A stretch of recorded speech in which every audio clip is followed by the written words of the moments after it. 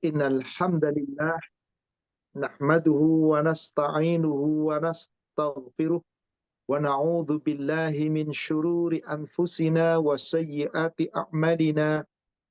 May yahdihillahu fala mudhillalah wa may yudlil fala hadiyalah.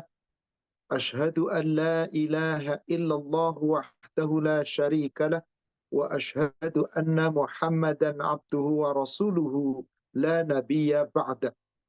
Allahumma salli wa sallim wa barik ala Muhammadin wa ala alihi wa ashabihi ajma'in wa man tabi'ahum bi ihsan ila yaumiddin. Amma ba'd. Ya ayyuhalladzina amanu taqullaha haqqa tuqatih wa la tamutunna illa wa antum muslimun.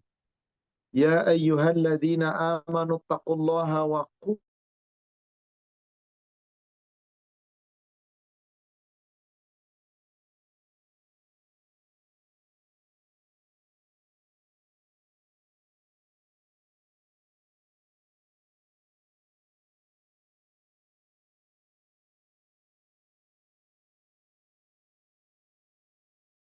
Kusuma yang semoga dirahmati Allah dan para peserta kajian yang mengikuti kajian kita pada sore hari ini dimanapun berada. Alhamdulillah, mari kita senantiasa puji syukur kepada Allah Subhanahu wa Ta'ala atas limpahan nikmatnya, rahmat dan barokahnya, serta karunia-Nya yang tak terhingga yang telah Allah berikan kepada kita. Semoga kita menjadi hamba-hamba yang pandai bersyukur, hamba-hamba yang tetap istiqomah di atas syukur, dan semoga Allah Subhanahu wa Ta'ala insya Allah menjaga syukur kita dengan ketemakan, dengan kesungguhan kita akan mendapatkan balasan yang setimpal dari Allah Subhanahu wa Ta'ala. Ya. Salawat serta salam semoga terlimpahkan, tercurahkan kepada Nabi kita Rasulullah Muhammad sallallahu alaihi wasallam. Semoga tercurah kepada seluruh keluarga, sahabat, dan seluruh pengikutnya hingga yaumil akhir. Baik, saudaraku seiman, Bapak Ibu yang semoga dirahmati Allah, kita akan melanjutkan kajian kita dengan tema ikhtiar, syukur, sabar, dan tawakal. Kita sudah memasuki syukur di pertemuan yang pertama yang telah lalu, dalil-dalil terkait perintah kita untuk bersyukur. Jaminan Allah bagi orang yang bersyukur. Dan siapa orang yang tidak bersyukur, maka akan diazab oleh Allah. Hari ini kita melanjutkan makna syukur, lalu bagaimana cara kita bersyukur? Agar betul-betul syukur kita itu dinilai oleh Allah Subhanahu wa Ta'ala. Ibnu Qayyim al-Jauziyah menyebutkan bahwasanya ada 3 rukun syukur yang harus terpenuhi dari seorang hamba. Apabila 3 rukun syukur ini terpenuhi, maka sesungguhnya Anda bersyukur. Asal dengan syukurnya dengan 3 syarat, dengan 4 syarat. Apa 3 rukun syukur yang harus terpenuhi ketika kita bersyukur? Yang pertama, kita wajib mengakui bahwasanya semua nikmat ini telah datang dari Allah. Kita wajib mengakui, kita wajib menyadari, kita wajib meyakini bahwa seluruh nikmat yang kita rasakan itu datangnya dari Allah. Pertama. Kedua, rukun syukur yang kedua, kita wajib menyebut nikmat Allah dengan rasa syukur atas semua yang telah Allah berikan kepada kita. Wajib terucap. Wajib kita menyebut bahwa ini betul-betul dari Allah. Yang ketiga, menunjukkan rasa syukur dalam bentuk ketaatan kepada Allah. Menunjukkan rasa syukur dalam bentuk ketaatan kepada Allah. Maka jika 3 rukun syukur ini terpenuhi, kita bisa menjalankan syukur dengan 4 syarat. Apa syarat yang pertama? Syukur bil lisan. Lisan Anda harus mengucapkan.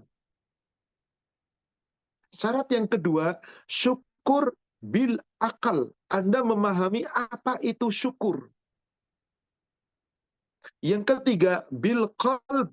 Anda meyakini tentang syukur yang Anda lakukan benar. Yang keempat, syukur bil amal. Tubuh Anda membuktikan bahwasanya Anda betul-betul bersyukur. Maka jika 3 rukun terpenuhi, 4 syarat rukun terpenuhi, inilah orang-orang yang bersyukur, yang sesungguh-sungguhnya bersyukur.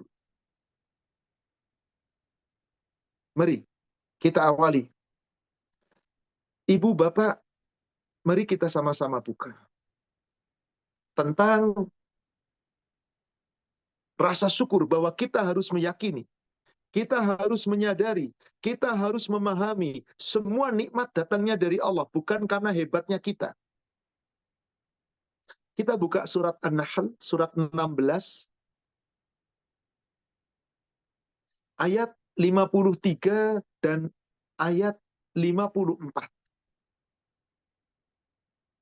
Allah Subhanahu wa taala berfirman, "A'udzu billahi minasyaitonir rajim.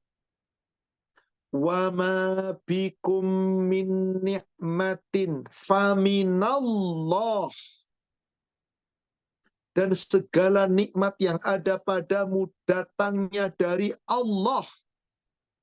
Bukan karena hebatnya kita, bukan karena pinternya kita, bukan karena kuatnya kita. Semua nikmat datangnya dari Allah. Kalau Allah nggak kasih nikmat kepada kita, kita nggak bakal merasakan nikmat. Apapun nikmat yang Allah berikan, sekecil apapun, sampai Anda berkedip mata Anda, itu pun nikmat, itu dari Allah. Tanpa Allah berikan kekuatan, Anda nggak bakal mampu berkedip. Anda menguap, itu pun dari Allah. Kalau Allah tidak jadikan Anda mampu menguap, maka Anda tidak akan mampu menguap. Sampai urusan yang sepele, Anda bisa buang angin, Anda bisa buang kotoran, bisa buang air kecil, buang air besar. Itu karena Allah. Jika Allah tidak berikan kemampuan, Anda nggak mampu. Wajib kita yakini, semua dari Allah. Summa idza massakumud durru fa ilaihi taj'arun. Kemudian, apabila kamu ditimpa suatu kesulitan, kesusahan, kesengsaraan, maka hendaklah hanya kepada Allah kalian minta pertolongan. Jangan berpaling dari Allah. Itulah orang yang bersyukur, yang menyadari segala nikmat dari Allah.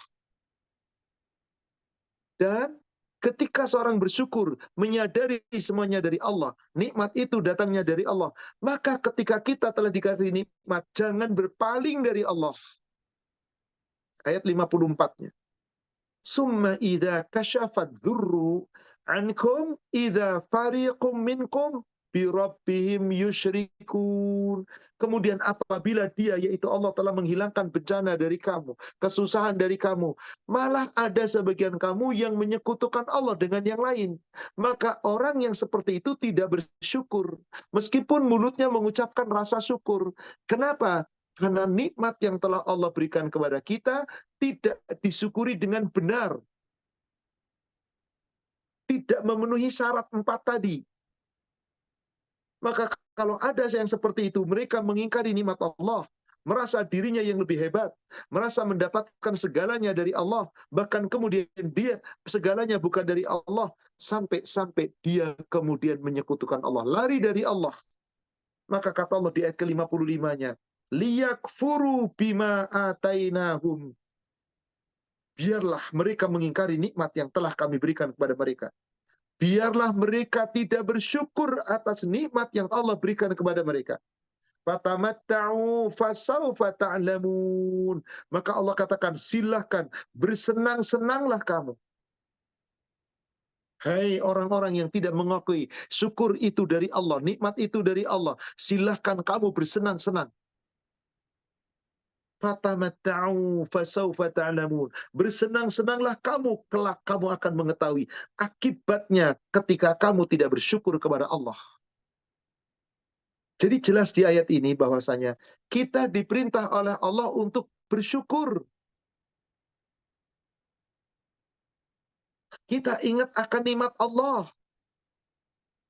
Segala nikmat itu datangnya dari Allah. Lihat lagi surat Fatir, surat 35, ayat yang ketiga.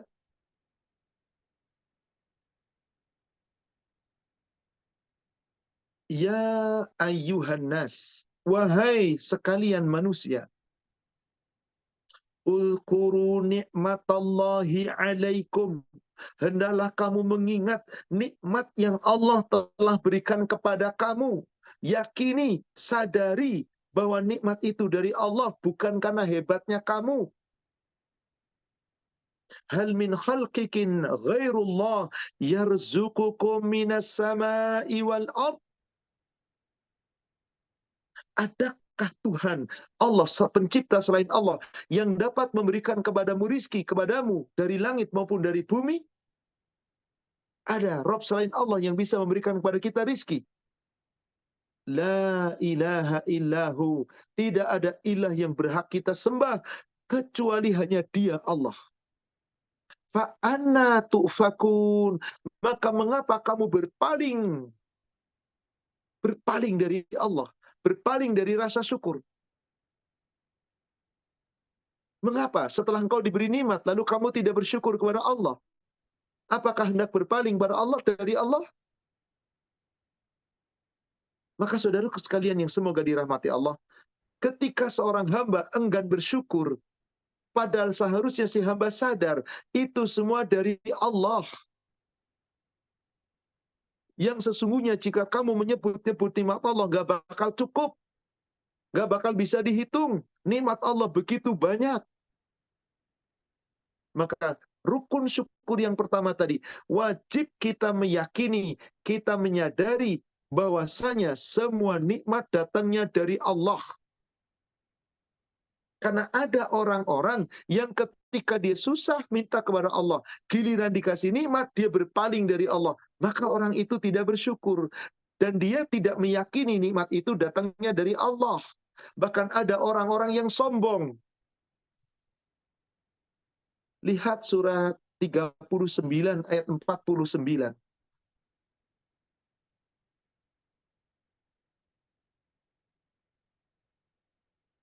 Allah Subhanahu wa taala berfirman, "Idza massal insanu durru da'a." Adapun manusia ketika ditimpa kesusahan, ditimpa kesulitan, ditimpa kesempitan, dia berdoa, mohon kepada Allah, meminta kepada Allah. Apa yang terjadi kemudian ketika dia telah diberi nikmat? Saat susah ingat Allah, dia minta sama Allah, turun ta'ala. Dia berdoa kepada kami. Summa idza khawalnahu ni'matan minna. Kemudian ketika mereka diberikan nikmat yang datangnya dari kami, nikmat dari Allah, harusnya dia bersyukur. Tapi apa yang terjadi? Qala, dia berkata, innama utituhu ala ilmin. Sesungguhnya aku diberi nikmat ini semata-mata karena kepintaranku. Dia tidak meyakini nikmat itu dari Allah. Bahkan dia sombong merasa ini karena kepintaranku. Bal hiya fitnah. Bahkan itu semua adalah cobaan. Fitnah dari Allah untukmu. Ujian apakah kamu mau mensyukuri atau tidak. Walakinna aktsarahum la ya'lamun. Akan tetapi kebanyakan mereka manusia tidak mengetahui, tidak menyadari bahwa nikmat itu sesungguhnya dari Allah. Kenapa sampai demikian? Karena kesombongan. Karena kesombongan. Akhirnya apa yang terjadi? Mereka tidak menyadari bahwa itu dari Allah. Karena hawa nafsu. Karena hawa nafsu. Padahal tidak ada satupun nikmat kecuali hanya dari Allah. Maka di surat Al-Baqarah ayat 152,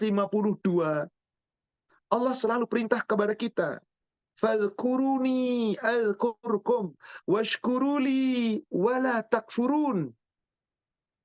Maka ingatlah kamu kepadaku, hai hambaku. Aku akan selalu ingat kepadamu.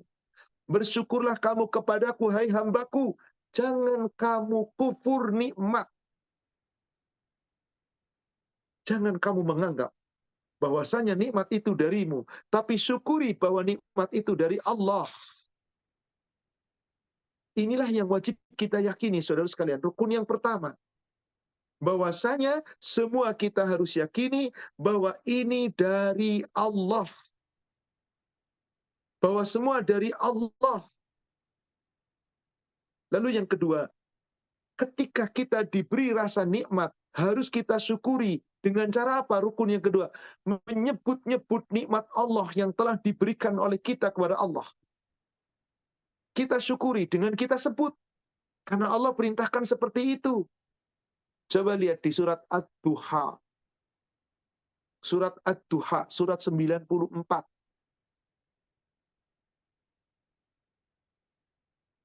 Ayat paling terakhir. Ayat 11. Fa'amma bini'mati rabbika fahaddis. Maka adapun nikmat yang telah Allah berikan kepada kamu, fahaddis, sebutlah.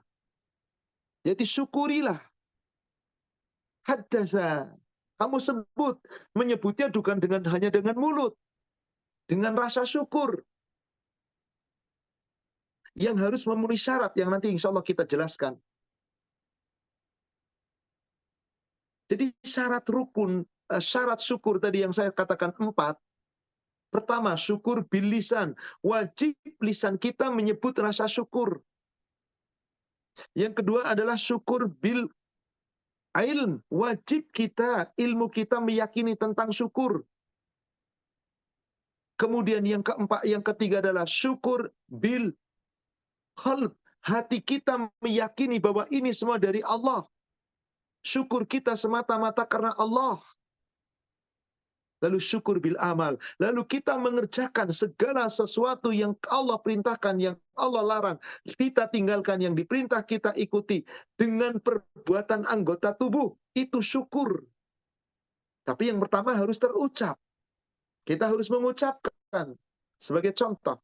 Coba Ibu Ukti buka hadis nomor 2354. Sahih Muslim.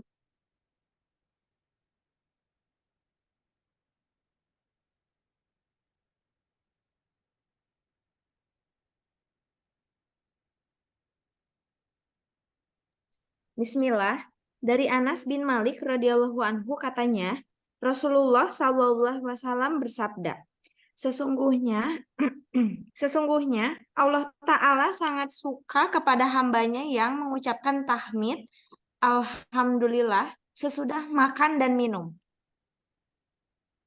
Innallaha la yarda 'anil abdu an ya'kula aw aklah wa yahmaduhu 'alaiha aw yashrabu asyarbahu fayahmaduhu 'alaiha.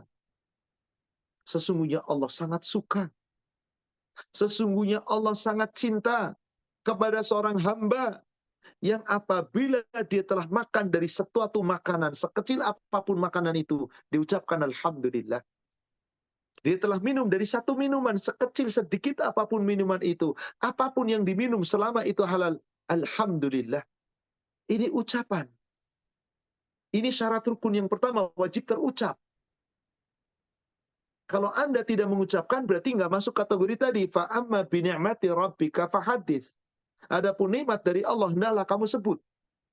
Menyebut nikmat Allah itu dengan ucapan alhamdulillah. Maka seorang hamba yang senantiasa mengucapkan kata alhamdulillah, ini pahala ucapan itu akan memenuhi timbangan. Silakan Ukti buka kembali hadis nomor 174 Sahih Muslim. 174 Sahih Muslim. Di bagian awal saja, saya tunjukkan bagian awal. Bismillah, keutamaan dan wajib wudhu. Dari Abu Malik Al-Asy'ari radhiyallahu anhu katanya, Rasulullah SAW bersabda, kebersihan itu sebagian dari iman.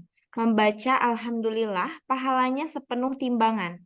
Membaca subhanallah walhamdulillah pahalanya sepenuh ruang antara langit dan bumi. Cukup sampai sini Ukti. Baik. Abu Malik Al-Asy'ari mendengar Nabi SAW bersabda, at-tuhur syatrul iman. Kesucian, kebersihan akidah adalah sebagian dari iman. Walhamdulillah tamla'ul mizan. Ucapan syukur alhamdulillah itu sangat akan memenuhi seluruh timbangan. Wa subhanallah walhamdulillah tamlan au tamla'u ma bainas sama'i wal ard. Ucapan tasbih tahmid subhanallah alhamdulillah akan memenuhi ruangan antara langit dan bumi. Jadi pahala memuji syukur dengan kalimat alhamdulillah itu sangat besar sampai tadi memenuhi timbangan arsy. Berarti wajib kita mengucapkan syukur. Menyebut nikmat yang telah Allah berikan kepada kita. Diawali dengan ucapan. Tapi ucapan itu harus kita pahami. Maka doa, zikir-zikir yang sangat Allah cintai adalah zikir yang terdiri dalamnya disebut nama Allah dengan menyebut alhamdulillah. Maka siapa yang senantiasa mengucapkan itu, Allah sangat menyukainya dan pahalanya begitu berat dalam timbangan arsy. Dan itu meskipun ringan terucap oleh lisan, hanya kalimat alhamdulillah digandeng dengan subhanallah, alhamdulillah. Ini subhanallah, nilainya sangat agung. Silakan ukti buka Bulughul Maram nomor hadis paling akhir 1614.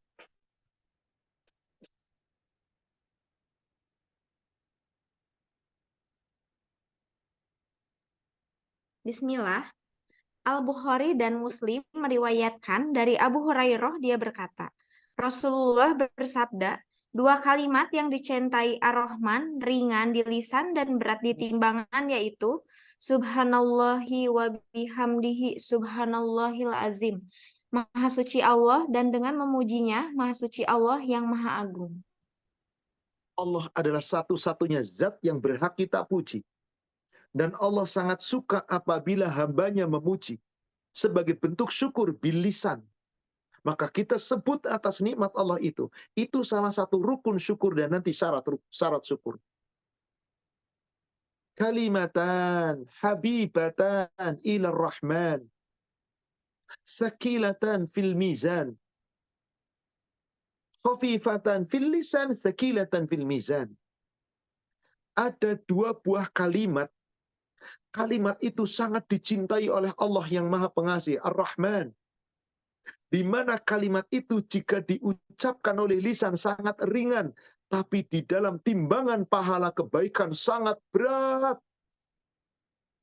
Ternyata begitu ringan ucapannya. Subhanallah wa bihamdi. Maha suci Allah dengan memuji namanya. Bihamdi, memuji nama Allah. Subhanallahil azim. Maha suci Allah, engkau yang maha agung. Maka seorang hamba yang senantiasa lisannya mengucapkan kata syukur, berarti dia sudah memenuhi syarat syukur yang pertama. Dan dia telah memenuhi rukun syukur yang kedua. Menyebut nikmat Allah yang telah diberikan oleh Allah. Dan kita meyakini bahwa semua dari Allah. Bukan karena hebatnya kita. Bukan karena pandainya kita, bukan karena kuatnya kita, bukan karena handalnya kita. Semua datangnya dari Allah. Maka segala sesuatu kemuliaan dari Allah, suatu ketika dicabut bagi Allah mudah. Kerajaan yang Allah berikan kepada seorang hamba, kekuasaan yang Allah berikan seorang hamba, itu milik Allah. Suatu ketika dicabut oleh Allah mudah. Maka jangan bangga. Semua yang kita miliki adalah titipan Allah. Kalau Allah hendak cabut gampang. Tadinya Anda punya kekuasaan, harus bersyukur. Jangan sombong. Suatu ketika dicabut kekuasaan, bagi Allah mudah. Anda punya harta kekayaan, pangkat jabatan, dimuliakan. Jangan bangga, itu kemuliaan sementara dari Allah. Syukuri. Jika Anda tidak bersyukur, Allah cabut mudah. Surat 3. Surat Ali Imran ayat ke-26. Qulillahumma malikal mulki. Katakanlah, wahai Muhammad. Wahai Rabb, pemilik segala kekuasaan, pemilik kerajaan. Tu'til mulka man tasha'a wa tanzi'ul mulka mimman tasha'. Allah akan berikan kekuasaan kepada siapapun yang Allah kehendaki. Allah cabut kekuasaan dari siapapun yang Allah kehendaki. Maka wahai hamba-hamba Allah yang mendapat kenikmatan berupa pangkat, jabatan, kekuasaan, jangan sombong. Itu titipan Allah. Syukuri dengan cara yang benar. Dengan rukun syukur tadi. Jangan Anda congkak dengan kekuasaan Anda seakan-akan Anda hebat karena diri Anda. Jangan. Suatu ketika Allah cabut mudah. Wa tanzi'ul mulka mimman tasya. Allah cabut kepada siapa yang Allah kehendaki. Mudah bagi Allah. Kita bisa lihat. Orang punya kekuasaan begitu arogan, begitu sombong, seakan-akan bisa apa saja. Suatu ketika dicabut oleh Allah hanya gara-gara satu kesalahan. Dihinakan langsung orang seperti itu. Dan kita bisa lihat contoh-contoh nyata di negara kita. Penguasa-penguasa yang dulunya hebat, sombong, tidak pernah bersyukur kepada Allah, dicabut langsung hina. Kekayaan diberikan oleh Allah, langsung ketika ada kesalahan terbukti dicabut langsung hina. Maka Allah berikan kekuasaan, Allah pula yang mencabut kekuasaan. Wa tu'izzu man tasya wa tudhillu man tasya. Allah berikan kemuliaan kepada siapapun yang Allah kehendaki. Allah pula yang akan menghinakan siapapun yang Allah kehendaki. Hanya orang yang tidak bersyukur yang akan dihinakan oleh Allah. Tapi orang yang bersyukur pasti dimuliakan oleh Allah. Biyadikal khair. Segala kebaikan hanya ada di tangan Allah.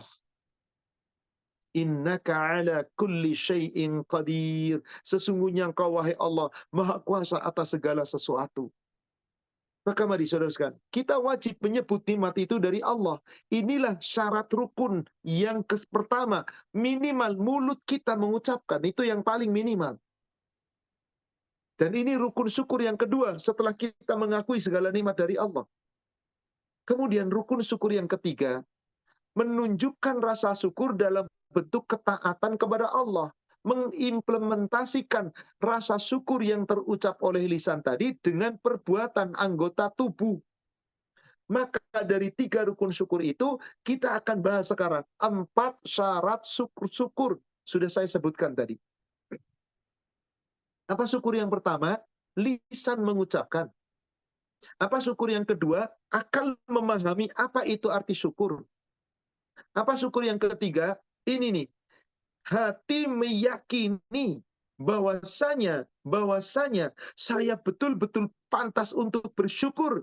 Dan apa yang kita pahami betul-betul kita yakini segalanya dari Allah.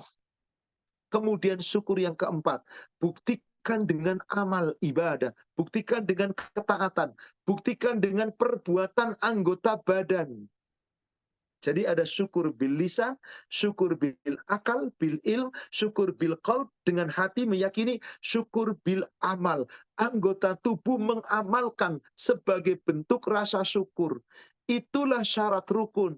Siapa yang menunjukkan syarat rukun syukur yang keempat ini diamalkan, maka dia adalah hamba yang pandai bersyukur. Wasanajzis syakirin. Maka Allah akan membalas orang-orang yang pandai bersyukur. Tadi sekarang kita uraikan syarat syukur yang 4 tadi. Lisan. Saudara sekalian, saat Anda mengucapkan kalimat Alhamdulillah, baik itu ketika selesai makan dan minum, atau apapun yang dapat nikmat kepada kita, apabila nikmat itu kita rasakan, tambahkan dengan kalimat Alhamdulillah bini'matihi tatimmus salihah. Segala puji bagi Allah, dengan nikmatnya maka semua sempurna kebaikan. Ucapan ini yang harus pertama kali kita ucapkan. Tapi saat Anda mengucapkan, ucapan yang keluar dari lisan harus dipahami dengan akal. Syukur bil akal, syukur bil ilm. Jangan sampai hanya ucapan tanpa makna. Sebagai contoh, maaf, apa sih yang Bapak Ibu ketahui tentang rasa syukur itu? Apa sih artinya syukur? Biasanya orang menerjemahkan syukur itu apa? Terima kasih. Hatur nuhun, cek orang Sunda teh. Kata orang Jawa, matur suwun. Coba, ketika rasa syukur kepada Tuhan diterjemahkan dalam bahasa Inggris, apa itu? Thanks God. Terima kasih Tuhan. Itukah syukur? Belum. Belum ada apa-apanya. Ucapan syukur bukan hanya terima kasih Tuhan. Maka nggak ada kata-kata terima kasih Tuhan. Kalau Anda syukur kepada manusia, boleh mengatakan terima kasih Bapak, terima kasih Ibu. Semoga Allah membalas dengan kebaikan yang lebih baik. Anda diberikan kebaikan, katakan terima kasih, syukran jazilan. Jazakallahu khairan. Semoga Allah memberikan yang lebih baik. Itu sesama manusia. Tapi ketika Anda bersyukur kepada Allah, bukan syukran ya Rabbi. Terima kasih wahai Tuhanku. Bukan. Alhamdulillah. Maka tadi di hadis nomor 2354 yang sudah kita sebutkan. Allah sangat suka apabila seorang hamba makan dengan satu makanan, minum dengan satu minuman, lalu mengucapkan Alhamdulillah, satu kalimat pendek, yang apabila diucapkan pahalanya sepenuh timbangan arsy. Tapi nggak cukup hanya ucapan di mulut, pahami dengan ilmu, oleh akal kita. Alhamdulillah bukan terima kasih Tuhan. Alhamdulillah bukan terima kasih ya Allah. Alhamdulillah bukan thanks God. Bukan. Apa arti Alhamdulillah? Ada dua kata yang disatukan dalam kalimat itu. Kata pertama adalah Alhamdu. Kata yang kedua adalah Lillah. Alhamdu segala pujian. Lillah milik Allah. Jadi apa itu Alhamdulillah? Segala puji hanya milik Allah. Maksudnya adalah saat mulut Anda mengucapkan Alhamdulillah, pahami oleh akal Anda, berarti sesungguhnya yang berhak kita puji hanya Allah. Karena Allah memang senang dipuji. Yang berhak kita sanjung hanya Allah, karena Allah pantas kita sanjung. Maka saat itu kita meyakini bahwasanya yang kita ucapkan sepenuh hati di lisan kita, kita pahami dengan akal kita bahwa Alhamdulillah adalah segala puji kembali kepada Allah. Maka yakini dalam hati kita, yang pantas kita puji hanyalah Allah, yang pantas kita sanjung hanyalah Allah, yang pantas kita ikuti, kita turuti semuanya, aturannya, perintahnya, larangannya, syariatnya, hanyalah Allah. Kalau itu Anda miliki, Anda sudah memiliki 3 syarat rukun. Lisan mengucapkan, akal kita dengan ilmu memahami, dan hati meyakini. 3 syarat ini harus kita gabung menjadi satu. Jika baru di lisan tanpa akal, di lisan tanpa niat, tanpa ikhtiar ke hati, keyakinan hati, belum syukur. Contoh, kalau syukur itu hanya Alhamdulillah, terima kasih Tuhan, maka banyak orang menyeleweng dari syukur seperti ini. Mari kita buktikan contoh sederhana. Contohnya ketika sebulan Ramadan. Ada orang-orang puasa. Banyak yang nggak puasa pun lebih banyak lagi.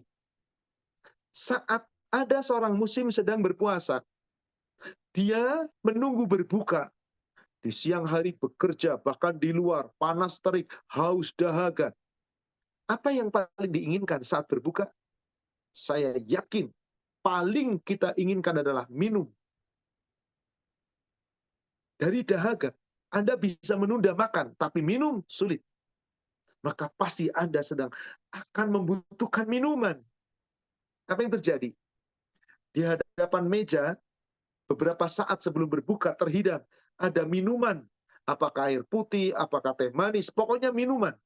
Lalu ada makanan-makanan berat, makanan-makanan ringan. Nggak ada kurma, tapi apa yang Anda lakukan saat terjadi, termasuk waktu maghrib berbuka?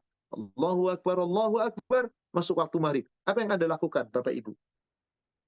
Makan dulu, makan kue dulu, atau minum dulu? Saya yakin Anda akan minum dulu. Kalau ada kurma, sunnahnya berbuka dengan kurma, baru minum. Anggap tidak ada, berarti air, minum. Begitu orang minum, saat dia minum, kadang-kadang baca bismillah saja lupa. Saking hausnya langsung ditenggak minum. Kadang-kadang 1 gelas langsung habis. Saat minuman telah ditenggak habis, lalu oksigen yang ada di dalam lambung karena kena air maka keluar, maka akan bunyi secara refleks. Apa namanya itu? Kalau orang Jawa bilang antum. Kalau orang Sunda bilang terap. Orang Sunda terap.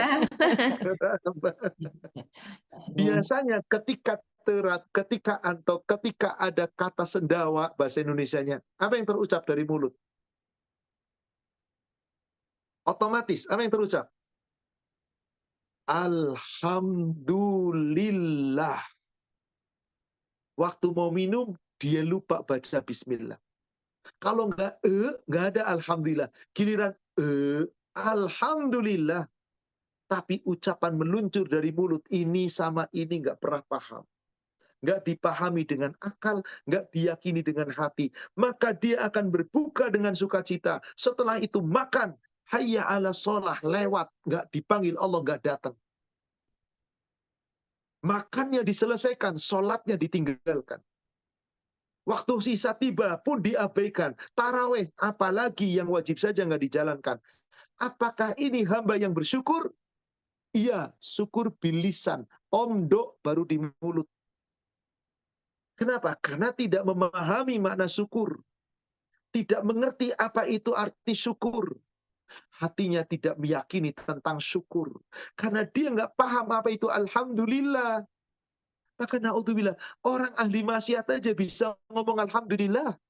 Koruptor duitnya telah ditransfer ngomong alhamdulillah. Pelaku maksiat alhamdulillah. Orang jahat alhamdulillah.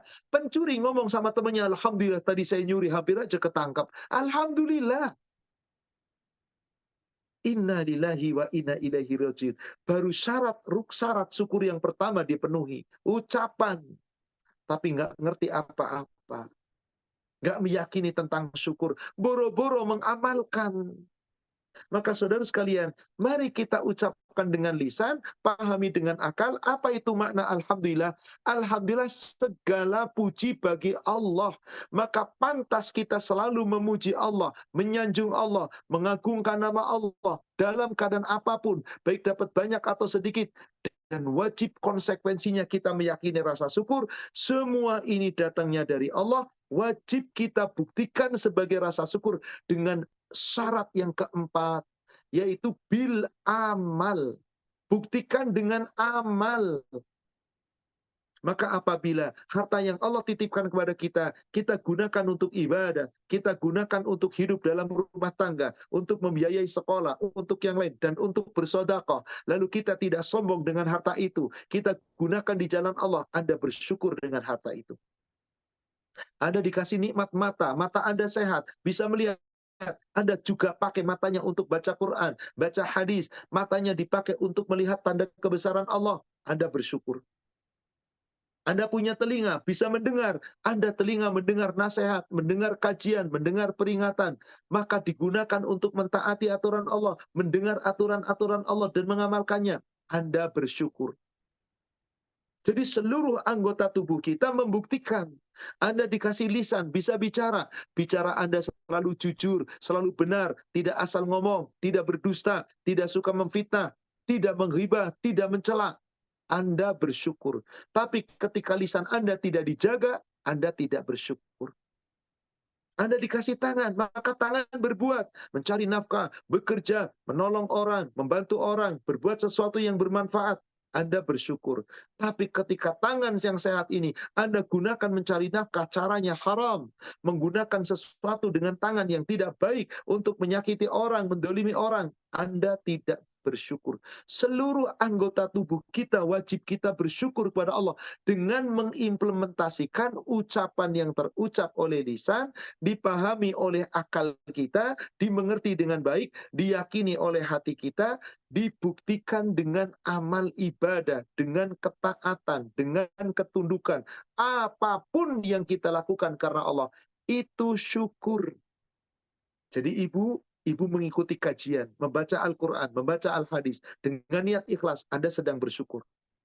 Diperintah sholat, kita dipanggil sholat, segera kita sholat. Yang ada qobliyah, laksanakan qobliyah. Laki-laki berjamaah ke masjid, laksanakan ke masjid. Setelah itu dzikir, doa, kemudian ada ba'diyah, lalu dilaksanakan dengan benar, pulang lagi, atau usaha lagi, Anda bersyukur. Sholat 5 waktu dijaga, tambah sholat sunnah, Anda bersyukur. Demikian pula saum, demikian pula ibadah yang lain. Kalau kita jalankan sesuai dengan aturan Allah, itulah syukur. Maka jika syukur itu dibarengi dengan iman, Itu yang Allah janji. Anda nggak bakal diazab. Anda nggak bakal disiksa. Surat 4, An-Nisa ayat 147. Surat 4, surat An-Nisa 147. Ma yaf'alullah bi'adzabikum in syakartum wa amantum. Allah sekali-kali tidak akan menyiksa kamu. Allah tidak akan mengazab kamu jika kamu benar-benar bersyukur dan kamu benar-benar beriman. Maka syukur kita dibarengi dengan iman, dilandasi dengan iman. Lalu kita buktikan dengan perbuatan amal soleh yang Allah ridho. Itulah syukur. Saudaraku seiman yang semoga dirahmati Allah. Mari kita merenung. Sudahkah kita bersyukur dengan syukur yang benar? Sudahkah kita bersyukur? Atau jangan-jangan baru bersyukur di lisan? Syukur itu harus dengan benar. Karena pentingnya syukur. Maka Rasul pun senantiasa memberikan wasiat kepada sahabat. Agar doa minta kepada Allah jadi hamba yang pandai bersyukur. Silakan buka. Hadis Bulughul Maram nomor hadis 346.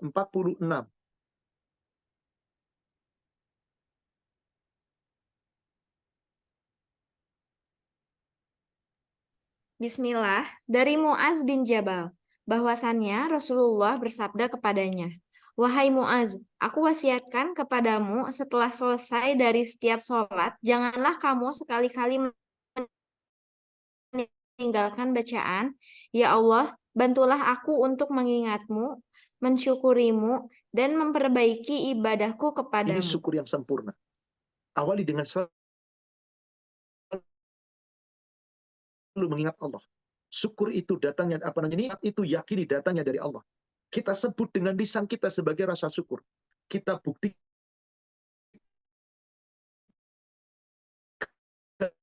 dengan husni ibadati. Kalau jika aku berwasiat kepadamu ya Muaz, la tada'ana dubura kulli salatin. Jangan pernah kamu meninggalkan doa di setiap selesai salat. Allahumma a'inni ala dzikrika wa syukrika wa husni ibadatik. Ya Allah ya Rabb, bantulah kami ya Allah. Jadikan hamba ya Allah menjadi orang yang selalu mengingatmu ya Allah, mensyukuri nikmatmu ya Allah, dan beribadah dengan baik kepadamu ya Allah. Atau Anda juga bisa membaca doa syukur yang Allah ajarkan kepada kita. Dan ini salah satu ciri dari hamba-hamba yang saleh, yang senantiasa berdoa kepada Allah. Doanya salah satu doa syukur. Saya yakin mudah-mudahan para jamaah sudah hafal doanya. Rabbi auzi'ni an ashkura ni'mataka allati an'amta alayya, dan seterusnya. Di dalam Al-Quran ada dua buah ayat yang seperti ini. Satu di surat Al-Ahqaf, surat 46 ayat 15. Yang satunya adalah di surat 27, surat An-Naml ayat 19. Yang surat 46 ayat 15 ini adalah doanya Nabiullah Ibrahim yang Allah abadikan dalam Al-Quran. Dan ini doanya Nabi kita sallallahu alaihi wasallam. Adapun yang di surat 27 ayat 19 adalah doanya Nabi Sulaiman alaihi salam. Doanya mirip, hanya beda sedikit di ujungnya. Coba kita lihat yang doa surat 46 ayat 15. Awal ayatnya wa wasainal insana biwalidayhi dan seterusnya. Lihat sampai tengah-tengah ayat. Hatta idza balagha asyuddahu wa balagha arba'ina sana. Sehingga ketika usia anak itu telah baligh dan usianya telah mencapai 40 tahun, qala, maka dia berdoa, Rabbi auzi'ni an ashkura ni'mataka allati an'amta alayya wa ala walidayya wa an a'mala salihan tardahu wa aslih li fi dzurriyyati inni tubtu ilaika wa inni minal muslimin. Inilah doanya Nabiullah Ibrahim yang Allah abadikan dalam Al-Quran. Juga doanya Nabi Ismail dan doa Nabi kita sallallahu alaihi wasallam. Sungguh betapa indah doa ini. Rabbi, wahai Rabbku, auzi'ni, berikan kemampuan kepadaku, an ashkura, agar aku selalu mensyukuri nikmataka, nikmat yang datang darimu, allati an'amta alayya, yaitu nikmat yang telah Engkau berikan kepadaku, wa ala walidayya, dan nikmat yang Kau berikan kepada kedua orang tuaku, wa an a'mala salihan tardohu, dan akan nikmat berupa amal soleh yang Engkau ridhoi. Dengan nikmat itu semoga aku bisa beramal soleh yang Engkau ridhoi. Wa aslih li fi dzurriyyati, ya Allah, perbaikilah diriku ya Allah, dan juga untuk anak cucuku. Inni tubtu ilaika wa inni minal muslimin. Ya Allah, aku bertobat kepadamu ya Allah, dan sesungguhnya aku senantiasa muslimin, tunduk patuh dan hanya berserah diri kepadamu. Ini doa syukur yang seyogianya Bapak Ibu jangan pernah ditinggalkan. Ini salah satu syukur bilisan. Kita mohon kepada Allah dengan doa. Atau tadi surat 27 ayat ke-19. Doanya Nabi Sulaiman. Ketika Nabi Sulaiman mendengar semut berkata-kata, Nabi Sulaiman pun bisa berkata-kata dengan semut. Maka kemudian Nabi Sulaiman tersenyum dan tertawa. Fatabassam dohikan. Nabi Sulaiman tersenyum lalu tertawa. Kemudian bersabda, yaitu berdoa. Robbi, sama persis di awal doanya. Rabbi auzi'ni an ashkura ni'mataka allati an'amta alayya wa ala walidayya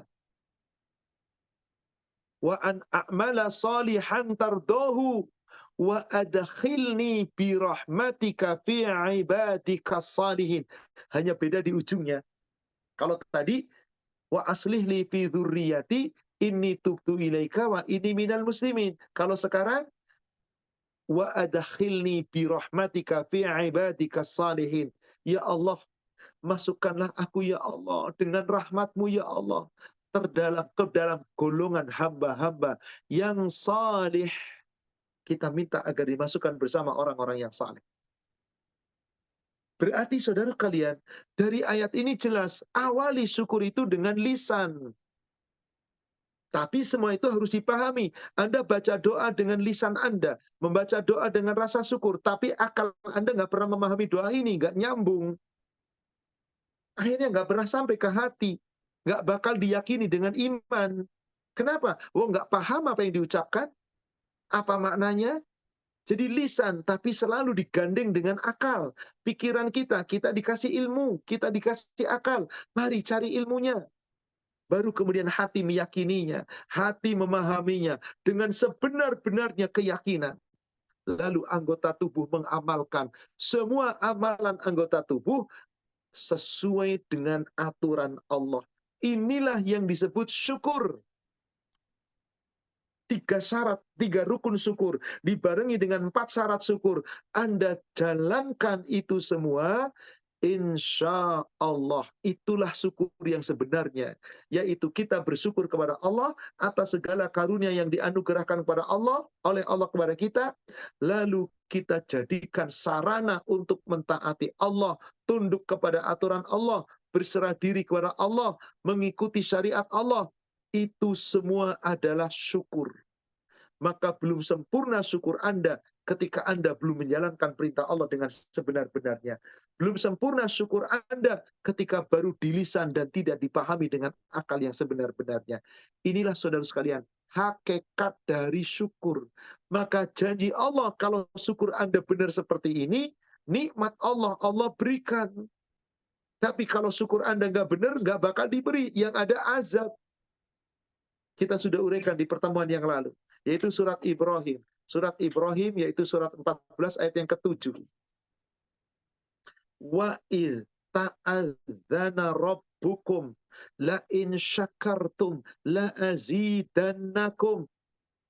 Dan ingatlah ketika Allah, Rabbu, memaklumkan, mengumumkan.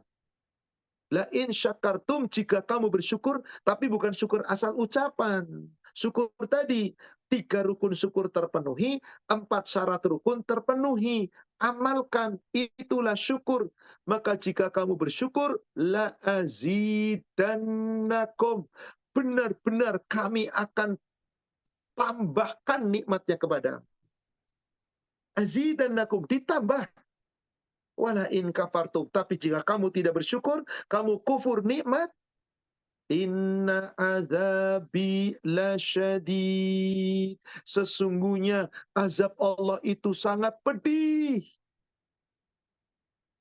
Saudara sekalian, inilah syukur. Karena kita yakini semua dari Allah. Bukan cuma yang dirasakan oleh fisik berupa kenikmatan sehat, kekayaan, dan yang lainnya. Bahkan adanya waktu bergulir, itu pun harus kita syukuri. Coba Ibu, Bapak buka surat Al-Qasas, surat 28 ayat 73. Surat Al-Qasas, surat 28 ayat 73. Coba kita perhatikan. Mungkin kita menyepelekan. Kita anggap remeh. Adanya waktu malam, adanya waktu siang. Mungkin kita tidak menyadari itu harus kita syukuri. Apa kata Allah? Wa mir rahmatihi, dan di antara rahmat Allah, kasih sayang Allah kepada kita, ja'ala lakumul lail wan nahar. Allah jadikan untukmu waktu malam dan Allah jadikan waktu ke waktu siang. Litaskunu fi, supaya kamu beristirahat pada malam itu dengan sempurna, dengan tenang. Walitabtahu min fadli, dan supaya di siang harinya kamu mencari karunia Allah. Wala'allakum tashkurun, supaya kamu bersyukur. Coba, maaf Bapak Ibu sekalian. Apa yang terjadi jika malam itu terus-terusan nggak ada siang? Silakan kita berpikir. Apa yang terjadi jika siang itu terus-terusan tidak ada siang, tidak ada malam? Silakan Anda berpikir. Coba kita menuju ke ayat 71-nya. Qul, Allah berfirman, katakanlah, wahai Muhammad, kepada umatmu, Ara'aitum in ja'alallahu alaikumul lail sarmadan ila yaumil qiyamah man ilahun ghairullah ya'tikum bidhiya. Bagaimana pendapatmu jika Allah menjadikan untukmu hari itu malam terus menerus sampai hari kiamat, gak pernah ada siang, gak ada matahari? Apa yang terjadi Bapak Ibu? Gak ada matahari, gak sehat kita, sakit semua kita, gak tenang hidup kita, gak kering jemuran kita. Alah, itu sih gampang, bisa dengan teknologi. Siapa yang bisa memberikan sinar, yang bisa menerangi kamu? Afala tasma'un. Apa kamu tidak mendengar? Tadi kalau malam terus, gak ada siang. Sekarang dibalik. Kalau siang terus, gak ada malam. Ayat ke-72-nya. Qul, katakanlah, ya Muhammad, katakan kepada umatmu, Ara'aitum in ja'alallahu alaikumun nahar sarmadan ila yaumil qiyamah man ilahun ghairullah ya'tikum bil-lail taskununa fi. Bagaimana pendapatmu jika Allah menjadikan untukmu siang itu terus menerus sampai hari kiamat, gak ada malam? Siapakah Rob selain Allah yang akan mendatangkan malam kepadamu sebagai waktu istirahat yang tenang untukmu? Afala tubsirun. Apakah kamu tidak memperhatikan? Maka tadi ayat yang ke-73-nya, wa mir rahmatihi, dan karena rahmat Allah, kasih sayang Allah, ja'ala lakumul lail wan nahar. Allah jadikan untukmu malam dan siang. Litaskunu fi, supaya di malam hari kamu bisa istirahat dengan tenang, tentram. Walitabtahu min fadli, supaya siang harinya kamu cari nafkah, supaya kamu bersyukur. Saudara sekalian, Anda tidur nggak ada malam, susah Anda tidur. Nggak bisa nikmat tidur di siang hari itu. Meskipun Anda bisa tidur, tapi kalau nggak ada malam, nggak bisa. Anda akan nikmat tidurnya, istirahatnya. Siang terus nggak ada malam, nggak enak. Malam terus nggak ada malam, siang, sama saja. Allahu Akbar. Dari mana ini semuanya? Siapa yang telah memberikan itu semuanya? Apakah kamu tidak bersyukur? Afala tashkurun. Apa kamu tidak bersyukur? Silahkan kita merenung, saudara sekalian. Silahkan kita berpikir. Silahkan Anda berpikir dan merenung. Sudahkah apa yang kita lakukan dalam kehidupan sehari-hari sebagai bukti syukur kita kepada Allah? Wallahu a'lam. Anda bisa merenung. Dan semuanya Allah yang akan menilai. Tapi kita diberikan oleh Allah kemampuan untuk kita bisa bersyukur dengan cara yang benar. Siapa yang bersyukur dengan cara yang benar, Allah akan berikan kepada kita. Ingat, tujuan Allah menciptakan kita agar Anda bersyukur. Meskipun sedikit sekali yang bersyukur. Saya ulang lagi ayat itu agar kita buka. Saya tutup dengan satu ayat, dua buah ayat, afwan. Pertama, surat 16 ayat yang ke-78. Kedua, surat 32 ayat yang ke-9.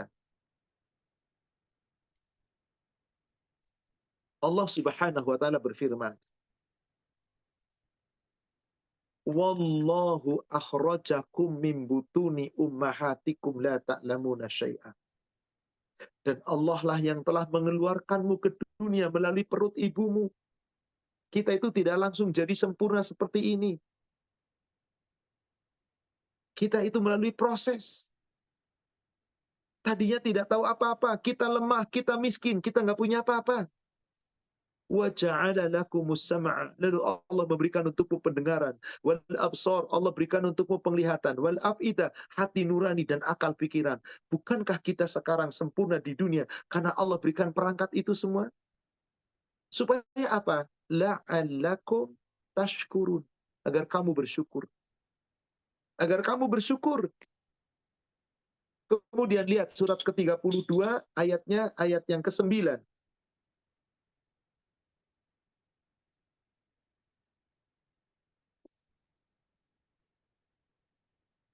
Ketika Allah ciptakan kita di rahim ibu kita, sempurna tubuh kita, summa sawwa, kemudian kami sempurnakan ciptaannya, kami sempurnakan bentuknya, lalu jadilah janin sempurna dalam rahim. Wa nafakha fihi min ruhi. Lalu setelah itu Allah tiupkan ruh ciptaan Allah kepada tubuh kita. Sempurnalah kita, jadilah kita lahir ke dunia, lalu Allah berikan wa ja'ala lakumus sam'a wal absar wal afidah. Allah jadikan untuk kita pendengaran, penglihatan dan hati nurani. Harusnya tadi di surat 16 ayat 78 bersyukur. Ternyata di ayat ini Allah katakan qalilam ma tashkurun. Sedikit sekali orang-orang yang bersyukur. Semoga kita termasuk yang sedikit, yaitu hamba-hamba yang pandai bersyukur. Insya Allah. Wallahu a'lam. Dengan demikian, tentang subbab syukur kita selesai. Insya Allah pertemuan berikutnya, kita masih membahas dua. Sabar dan tawakal. Kita akan membahas dulu sabar, baru setelah itu nanti dengan tawakal. Sehingga sempurna ikhtiar, syukur, sabar, tawakal. Wallahu a'lam. Demikian kami kembalikan kepada Pak Irfan. Silakan Pak Irfan, kita bisa lanjutkan dengan sesi tanya jawab. Jazakallahu khairan Pak Ustadz Ahmad atas kajiannya pada sore hari ini. Alhamdulillah kita telah menuntaskan tema syukur atau pembahasan syukur dari tema keseluruhan kita. Sudah ada beberapa pertanyaan yang sudah masuk Pak Ustadz. Saya akan mulai dengan pertanyaan pertama. Silakan. Izin bertanya Pak Ustadz, berkaitan dengan bersyukur, saya pernah mendengar bahwa dalam salah satu surat dalam Al-Quran, Allah bersabda bahwa neraka terdiri dari 7 pintu, salah satu pintunya dihuni oleh orang yang tidak bersyukur. Mohon pencerahannya Pak Ustadz. Wallahualam, saya fakir dalam ini, saya tidak berani menjawab. Betulkah ada ayat yang menyatakan demikian? Insya Allah PR saya akan cari.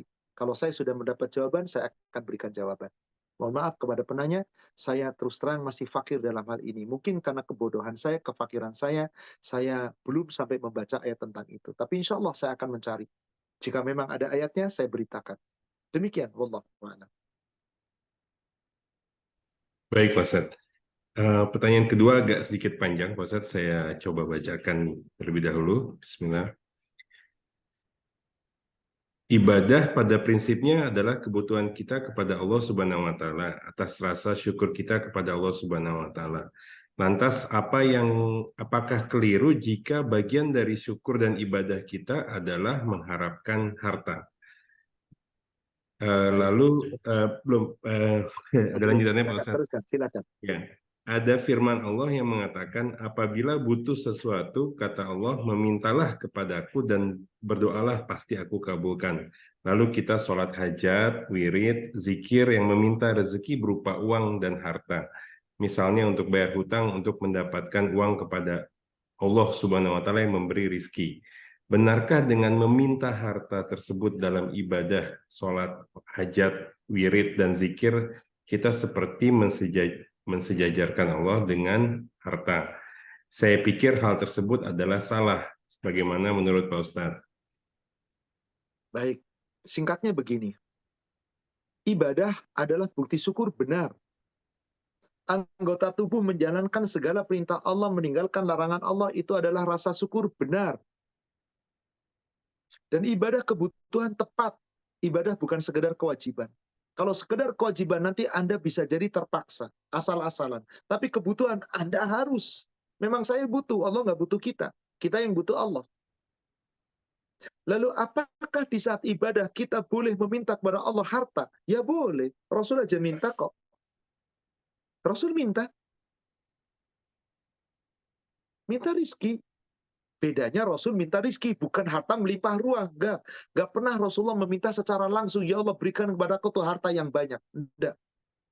Ya Allah berikan kemampuan ke aku supaya aku punya harta lalu bisa bayar hutang. Enggak begitu. Doanya Rasul itu secara global. Minta kekayaan. Iya. Minta rizki. Iya. Apakah salah saya berdoa dalam sholat minta rizki, minta kekayaan? Iya. Apa salah? Tidak. Rasul mencontohkan doa seperti itu. Coba Anda duduk antara dua sujud, berarti lagi sholat kan? Apa yang Anda baca? Rabbighfirli warhamni wahdini wa'afini warzuqni. Minta rizki. Bukankah rizki itu bisa masuk duit, bisa masuk harta, kesehatan, segala kenikmatan, rizki global? Rasul mintanya begitu. Tapi Rasul tidak minta kekayaan dalam arti kata kaya langsung enggak. Kalau toh kaya, Rasul tidak minta nomor 1. Rizki mintanya nomor 5 loh itu. Sesungguhnya ketika seorang hamba berdoa dengan doa ini, Allahumma firli warhamni wahdini warzuqni, itu sudah mencakup dunia akhirat. Dah nggak usah ditambahin, ya Allah minta kaya raya, harta yang banyak, biar saya bisa bayar utang. Nggak perlu. Ya Allah berikan untukku rizki yang halal. Ya Allah karuniakan kepadaku rizki, keimanan, ketakwaan, kekayaan. Ini sudah cukup. Cuman kayaknya kalau nggak minta harta nggak puas. Sehingga tadi ditambahin kan. Sholat hajat, zikir, wirid, ini. Lalu intinya minta rizki yang banyak, melimpah ruah. Supaya Allah berikan. Dan jangan sampai memaksa Allah. Tapi Ustadz kan ada ayat Al-Quran. Yang Allah perintahkan kalau kita butuh minta sama Allah. Nanti Allah kabulkan. Betul. Tapi yang Allah kabulkan tidak melulu urusan harta. Coba saya akan bukakan beberapa ayat supaya kita jelas. Afwan, sedikit panjang jawaban ini. Semoga bermanfaat untuk semua. Surat 40 ayat 60. Betul, Allah perintahkan kita butuh kepada Allah, minta sama Allah. Wa qala rabbukum ud'uni astajib lakum. Allah Rabbmu berfirman.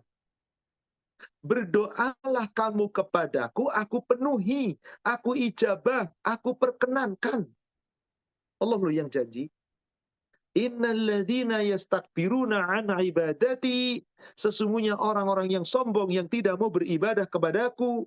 Ada orang tidak mau berdoa, ada orang tidak mau ibadah, sombong. Meskipun dia minta belum tentu dikabulkan, sombong. Saya tuhuluna jahannam dakhirin. Allah bahkan ancam masuk ke dalam neraka jahanam hina. Tapi Ustadz, saya sudah berdoa, sholat istikharah, sholat hajat, lalu doa dengan wirid tertentu, doa tertentu, minta rizki dunia, minta duit yang banyak untuk bisa bayar utang. Kok belum juga? Karena Anda keliru. Doa hanya minta dunia. Minta rizki melimpah ruah untuk apa? Mintalah kepada Allah kebutuhan kita. Allah tahu apa yang kita butuhkan.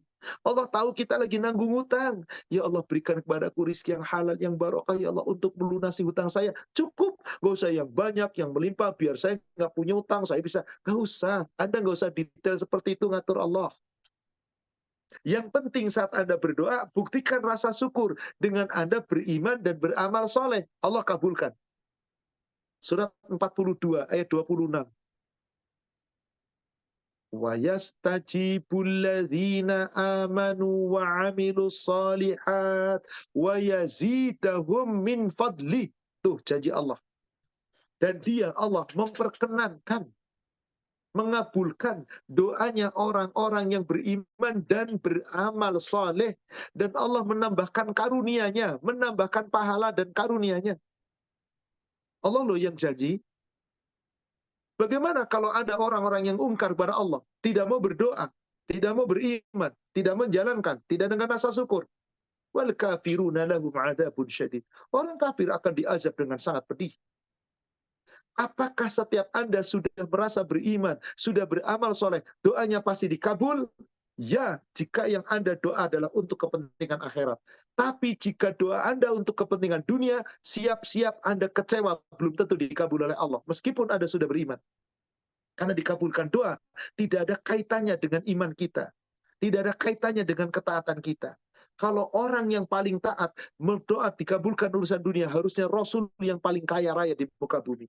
Sahabat-sahabat yang harusnya paling kaya raya di muka bumi. Kenapa Ali bin Abi Thalib tetap miskin? Kenapa Abu Hurairah miskin? Kenapa Bilal bin Rabah miskin? Kenapa banyak orang-orang taatnya luar biasa miskin?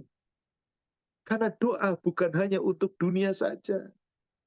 Dan alasannya, kalau ada orang minta kepada Allah doa lalu dikabulkan dunianya, pasti nanti banyak melampaui batas. Allah yang berfirman di ayat 27-nya. Walau basatallahu rizqa li'ibadihi labaghaw fil ard. Inilah alasan kenapa jika hamba itu mintanya rizki dunia, Allah nggak kasih semua. Karena kalau ada orang minta harta, langsung dilapangkan hartanya, nanti banyak orang melampaui batas. Maka Allah katakan, walakin yunazzilu biqadar ma yasha. Akan tetapi Allah menurunkan rizki sesuai dengan ukuran. Bagi siapa yang Allah kehendaki. Yang Allah kehendaki kaya-kaya. Yang Allah kehendaki miskin. Meskipun ahli ibadah, taat, miskin. Karena kaya miskin tidak ada kaitannya dengan ahli ibadah. Innahu bi'ibadihi khabirum basir. Sungguh Allah itu terhadap hambanya maha mengetahui, maha menyaksikan, maha melihat. Jadi saudara sekalian, afwan. Jangan kita berdoa dengan ngatur Allah. Ya Allah, aku pengen kaya. Lalu wirid tertentu biar dapat. Nanti ada tujuannya dunia. Maka Allah tidak suka orang-orang yang ibadah tujuannya dunia. Betul tadi pendapat penanya. Seakan-akan kalau Allah rendah sekali disejajarkan dengan dunia. Maka betul tidak pantas. Kita ibadah hanya mengharapkan dunia. Adapun kita doa singkat, kita akan dikasih oleh Allah dunia akhirat. Doa yang tanpa Bapak Ibu sadari, ada doa yang doa ini telah mencakup dunia akhirat.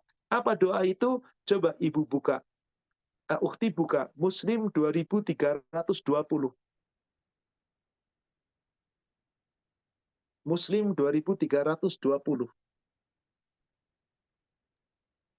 Bismillah, dari Abu Malik, dari bapaknya radhiyallahu anhu, bahwasannya dia mendengar Nabi SAW bersabda, ketika seorang laki-laki datang bertanya kepada beliau, katanya, "Ya Rasulullah, bagaimana caranya aku mengucapkan doa bila memohon kepada Tuhanku?" Sabda beliau, bacalah, "Allahumma gfirli, warhamni, wa'afini, warzukni." Lalu beliau mengumpulkan anak jari beliau selain ibu jari. Dalam keempat kata-kata ini sudah terkumpul urusan dunia dan akhiratmu. Anda nggak yakin dengan doa ini? Anda selalu baca ini di antara dua sujud. Rabbighfirli, ya Allah ampunilah aku. Warhamni, ya Allah sayangilah aku. Wa'afini, ya Allah selamatkanlah aku atau jagalah aku. Warzukni, ya Allah berikan aku rizki. Rasul menekuk ibu jari. Lalu 4 jari kanan dan jari kiri dikemukan. Dek. Di dalam keempat doa ini sudah mencakup dunia dan akhiratmu. Anda tidak yakin. Nggak usah minta rizki yang banyak melimpah ruah. Nggak usah. Sudah ini cukup. Allah tahu kebutuhan kita kok. Subhanallah. Sudah Rasulullah mencontohkan. Boleh juga dengan Allahumma ini as'aluka ilman nafi'a rizqan thayyiba amalan mutaqabbala. Boleh, rizki yang baik. Limpah ruah itu nanti urusan Allah. Kita minta kaya, boleh, tapi jangan kaya saja yang kita minta. Coba, Ukhti buka kembali 2341. Doanya Rasulullah sallallahu alaihi wasallam.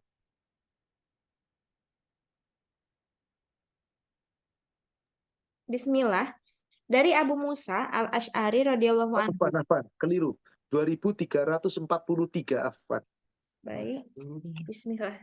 Dari Abdullah radhiyallahu anhu katanya, Rasulullah sallallahu alaihi wasallam sering mendoa, Allahumma ini as'alukal huda wat tuqa wal afafa wal gina. Itu dia. Minta kekayaan tapi paling ujung. Allahumma, wahai Allah, ini sesungguhnya hamba, as'aluka, mohon kepadamu. Apa itu yang pertama? Huda, petunjuk. Wattuqa, ketakwaan. Wal afaf, keselamatan, terjaga dari segala keburukan. Wal ghina, dan kekayaan. Tapi kekayaan yang menjadikan aku cukup, bukan kekayaan yang menjadi aku sombong. Tidakkah cukup dengan doa-doa Nabi? Doa-doa terbaik. Wallahu alam, demikian. Semoga menjadi pencerahan untuk penanya dan untuk semua jamaah. Insya Allah.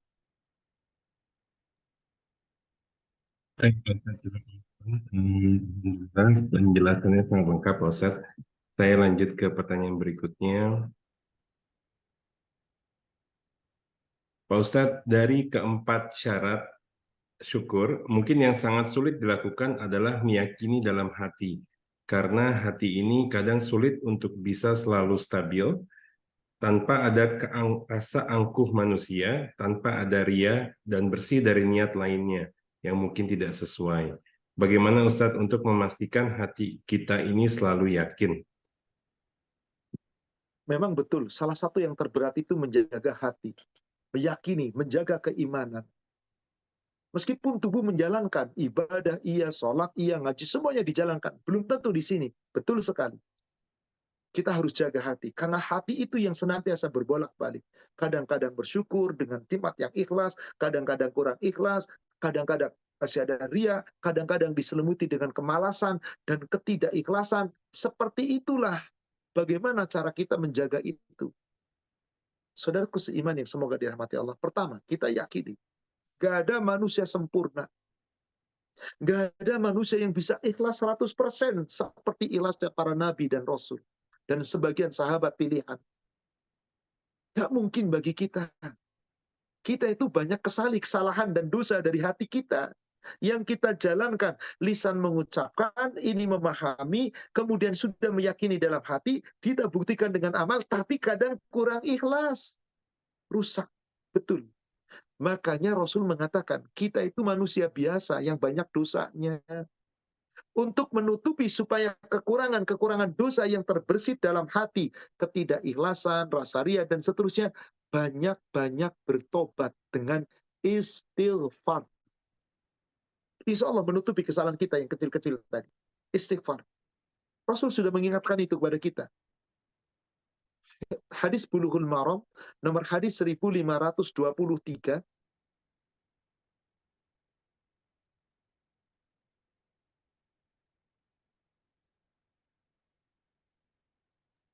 Bismillah. Dari Anas, dia berkata, Rasulullah bersabda, setiap anak Adam itu banyak melakukan kesalahan, dan sebaik-baik orang yang mempunyai kesalahan ialah orang-orang yang banyak bertaubat. kesalahan yang sangat kecil, yang tersembunyi, yang tidak pernah disadari, sering kesalahan dalam hati. Hawa nafsu. Sehingga tadi kurang ikhlas dan seterusnya. Meskipun orang lain tidak mengetahui, tapi kita yakin, kita menyadari. Maka ini dia kuncinya. Karena nggak ada manusia bersih. Kullu bani Adam khatta'un wa khairul khatta'ina tawwabun. Setiap manusia, anak Adam banyak salah. Sebaik-baik yang banyak salah, banyak tobat. Banyak-banyak istighfar. Terus kita istighfar. Dan jangan lupa doa. Jaga hati kita.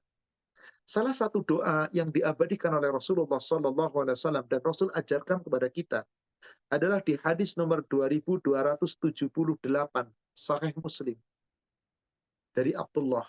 Apa doa yang Rasul perintahkan kepada kita? Karena hati kita memang dalam genggaman Allah, yang kadang suka berbolak-balik, suka berpaling-paling. Apa doanya Nabi? Silakan. 2378.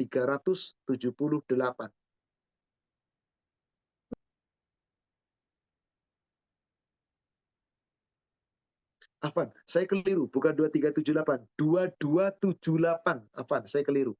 2278, Sahih Muslim. Iya, baik Ustadz. Bismillah.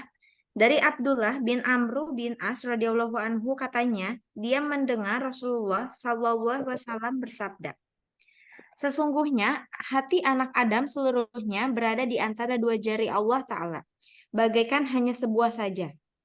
Allah Ta'ala sanggup menggerakkannya bagaimana menurut kehendaknya. Lalu Rasulullah sallallahu alaihi wasallam mendoa, Allahumma musyarifal qulub, syarif qulubana ala ta'atika. Allahumma musarrifal qulub, sarrif qulubana ala ta'atika. Ini jangan pernah Anda tinggalkan doa ini. Ya Allah, Engkau yang senantiasa memalingkan hati kami, ya Allah.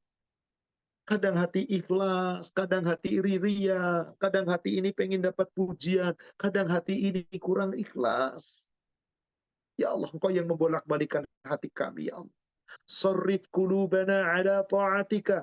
Ya Allah, palingkan hatiku agar selalu di atas ketaatan kepadamu. Ini.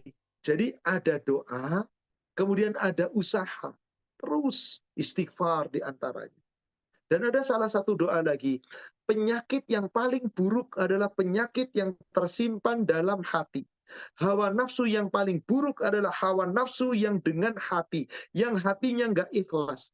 Maka Nabi pun berdoa supaya dijauhkan dari segala amal buruk, akhlak buruk, hawa nafsu buruk, dan segala penyakit yang buruk yang ada dalam hati. Doanya di kitab Bulughul Maram di nomor hadis 1543.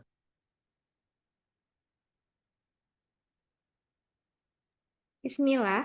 Dari Khutbah bin Malik dia berkata, Rasulullah bersabda, Ya Allah, jauhkanlah aku dari berbagai keburukan akhlak, amal perbuatan, hawa nafsu, dan dari segala macam penyakit. Kita berdoa. Dan doa-doa ini seyogianya tidak pernah kita tinggalkan. Allahumma, wahai Allah, janibna, ya Allah, jauhkan kami. Munkaratil akhlak, dari segala keburukan akhlak. Wal a'mal, dan dari segala keburukan amal-amal. Wal ahwa, dari segala keburukan hawa nafsu. Wal adwa, dan dari segala penyakit-penyakit yang buruk. Bukankah penyakit buruk yang ada dalam dada? Insya Allah dengan kita terus berdoa, kita berusaha, kita beristighfar. Semoga kekotoran yang ada dalam hati terbersihkan. Sehingga kembali kepada rasa syukur yang hakiki. Insya Allah. Demikian. Wallahu a'lam.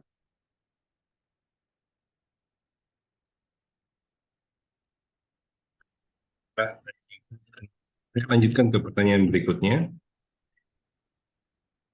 Pak Ustadz, insya Allah saya selalu bersyukur kepada Allah Subhanahu wa Ta'ala, dan sepertinya keempat syarat yang disebutkan sebelumnya insya Allah sudah saya lakukan. Jika Allah Subhanahu wa Ta'ala belum kabulkan, berarti mungkin Allah menunda ya Ustadz, atau Allah mungkin tahu bahwa bahwa apa yang saya harapkan belum tentu baik untuk saya dan keluarga. Mohon pencerahannya Ustadz. Benar saudaraku seiman. Husnuzan sama Allah. Boleh jadi Allah menunda karena apa? Ketika Anda tetap bersyukur, terus taat, terus menjalankan akidah, perintah dengan baik. Lalu apa yang Anda minta di dunia belum dikabulkan. Boleh jadi karena memang Allah menginginkan Anda terus seperti itu dekat dengan Allah. Karena kalau Anda dikasih nanti tentang apa yang diinginkan di dunia, boleh jadi nanti melampaui batas. Seperti tadi yang disebutkan di surat 42 ayat 27. Jika Allah berikan segala keinginan manusia di dunia, nanti banyak manusia melampaui batas. Yang tadinya syukur kepada Allah, dengan dekat kepada Allah, taat kepada Allah, tiba-tiba dikasih dunia, lupa. Seperti tadi yang sudah saya sampaikan, orang yang tidak pandai bersyukur ketika dikasih nikmat. Gak ingat bahwa itu dari Allah. Surat 439 ayat 49. Lagi susah dekat dengan Allah, berdoa, meminta, begitu dekatnya. Tapi begitu dikasih nikmat, dia lupa sama Allah. Sesungguhnya nikmat ini karena aku. Barangkali memang. Kenapa? Allah yang lebih tahu. Maka ketika ada perintah perang, saat perintah perang pertama kali turun di tahun kedua Hijriah, Rasul hijrah 2 tahun di Madinah. Rasul perintah perang. Maka tahun ketiganya Rasul perang. Saat itu musim paceklik, saat itu musim susah, banyak menderita, perekonomian lagi sulit karena diboikot oleh orang-orang kafir. Banyak yang susah, banyak orang lemah, disuruh perang. Kira-kira gimana? Bagus atau tidak? Baik atau buruk? Maka sebelum sahabat nanya, ayatnya turun sudah menjelaskan. Al-Baqarah 216. Surat 2 Al-Baqarah 216. Ketika Allah firmankan, kutiba alaikumul qital, diwajibkan atasmu berperang. Wa huwa kurhul lakum. Boleh jadi perang itu kamu tidak suka, kamu sangat tidak suka dan kamu benci. Maka dijelaskan oleh Allah. Asa an takrahu syai'an wa huwa khairul lakum. Boleh jadi kamu sangat membenci sesuatu, kamu tidak suka sesuatu, tapi itu baik bagi kamu. Sebaliknya, wa asa an tuhibbu syai'an wa huwa syarrul lakum. Boleh jadi kamu sangat mencintai sesuatu, tapi justru itu buruk bagi kamu. Wallahu ya'lamu wa antum la ta'lamun. Allah yang mengetahui, kamu tidak tahu.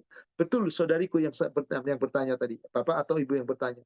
Ketika Anda sudah menjalankan syukur dengan 4 syarat itu, insya Allah kita pertahankan. Kita mohon, kita berdoa, ternyata Allah belum kasih dunia yang kita inginkan. Berarti Allah tahu kebaikan yang Allah akan berikan kepada kita. Mana keburukan yang tidak baik untuk kita. Maka Allah yang lebih tahu yang kita tidak tahu. Langsung kita husnuzan. Semoga Allah akan memberikannya. Jika belum di dunia ini, Allah akan berikan nanti di yaumil akhir. Jika Allah belum memberikan dengan ini yang aku minta, semoga diganti dengan cara yang lain. Husnuzan. Semoga penanya tetap berbaik sangka kepada Allah dan terus mendukung, bersyukur, mendekat kepada Allah meskipun belum diberi. Ini salah satu cara Allah menguji hambanya. Insya Allah, makin tinggi ujian yang Allah timpakan, makin tinggi nanti kedudukannya di yaumil akhir. Wallahu a'lam. Demikian. Baik, Pak Ustadz. Saya lanjutkan ke pertanyaan berikutnya, Pak Ustadz. Pak Ustadz, dari syarat-syarat syukur yang disebutkan, mohon penjelasannya di mana posisi sujud syukur, Pak Ustadz. Bagaimana tata cara yang baik dan kapan sebaiknya kita melakukan sujud syukur? Coba, menurut penanya di mana posisi sujud syukur? Apakah syarat syukur yang pertama, yang kedua, yang ketiga, atau yang keempat? Keempat, tubuh melaksanakan. Tapi ingat, ucapannya harus terbukti. Bagaimana tata cara pelaksananya? Kapan kita sujud syukur? Dan waktu kapan? Apakah di dalam sholat ataukah di luar sholat? Sujud syukur tidak boleh kita lakukan dalam sholat. Sujud syukur harus di luar sholat. Dan sujud syukur dilakukan dengan adanya nikmat yang kita rasakan, atau terkadang kita nggak rasa nikmat secara langsung, tapi mendengar kabar gembira. Rasul pernah sujud syukur ketika mengutus Ali ke Yaman. Lalu Ali menulis surat balasan. Dakwah Ali diterima penduduk Yaman. Penduduk Yaman masuk Islam. Rasul melihat suratnya Ali. Penduduk Yaman menerima Islam dan masuk Islam. Sujud syukur.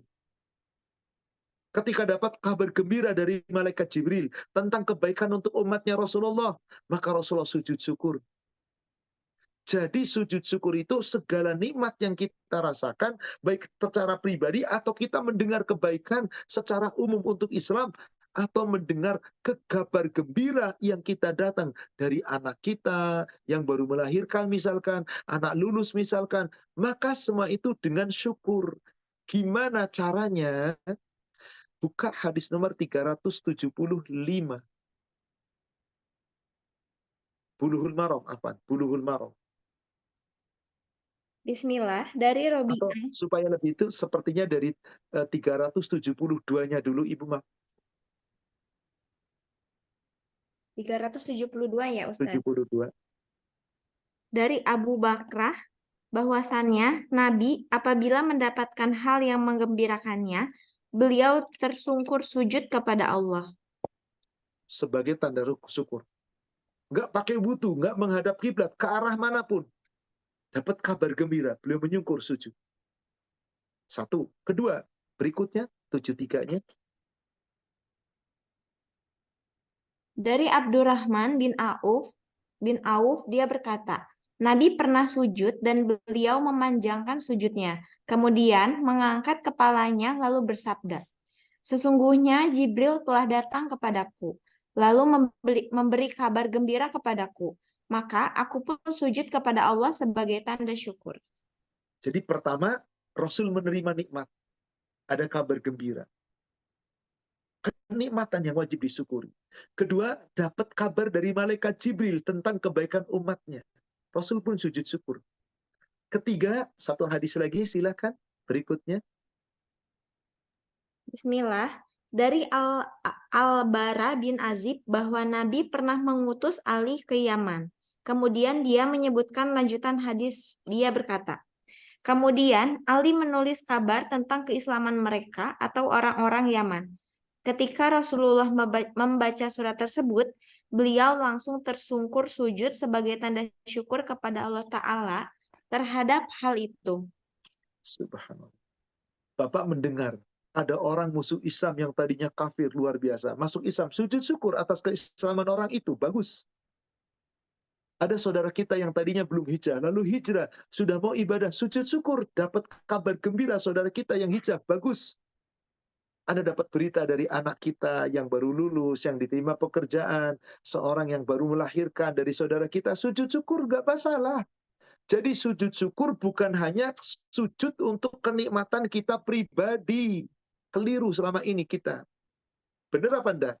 Kapan Anda sujud syukur? Kalau saya gembira, saya bahagia, saya dapat untung. Coba ketika mendengar orang-orang yang tadinya tidak baik menjadi baik. Ketika kita mendapatkan kabar gembira kebaikan. Jarang sekali kita sujud syukur. Sebab rasa kita, menurut kita sujud syukur itu hanya untuk kita. Tidak. Orang lain bergembira karena suatu nikmat. Lalu kita mensyukurinya sebagai sujud syukur. Sebagai rasa syukur, sujud syukur. Gak ada masalah. Kita punya saudara. Qadarullah tersandung kasus, diperkarakan, hendak dipidanakan. Setelah melalui proses pemeriksaan ternyata bebas. Alhamdulillah, sujud syukur boleh. Dan sujud syukur cukup sekali, nggak ada bacaan apapun, silahkan Anda ngomong dengan mulut Anda meskipun dengan bahasa Anda. Ya Allah, hamba bersyukur kepadamu ya Allah. Hari ini hamba mendengar kabar, hari ini hamba mendapat nikmat, hari ini silahkan. Anda punya mobil baru, setelah sampai di rumah, sujud syukur. Anda bisa beli ini baru, sujud syukur. Anda akan berangkat ibadah dengan harga, dengan rumah, dengan biaya mahal. Anda bisa berangkat, sujud syukur. Boleh, silahkan, tidak ada masalah. Intinya, sujud syukur itu sebagai ungkapan tubuh kita sujud tunduk kepada Allah atas syukur dari nikmat yang telah Allah berikan kepada kita. Itu dia sujud syukur. Allahu a'lam. Demikian. Baik, Alhamdulillah sudah sangat jelas sekali Pak Ustadz. Saya lanjutkan ke pertanyaan berikutnya. Ada pertanyaan singkat. Pak Ustadz, saya membaca doa Allahumma aini ala zikrika dan seterusnya sebelum salam dalam sholat, apakah diperbolehkan Ustadz? Boleh, karena ketika Rasul berwasiat kepada Mu'az bin Jabal, itu di belakang. Di belakang itu ada beberapa makna. Bisa di belakang sebelum salam, berarti masih di ujung daripada sholat. Bisa setelah salam di belakang sholat. Maka insya Allah kedua-duanya boleh. Anda mau baca di dalam sholat boleh, sebelum sholat salam, Anda mau baca setelah sholat boleh, silakan. Karena ini ada contoh dari Nabi.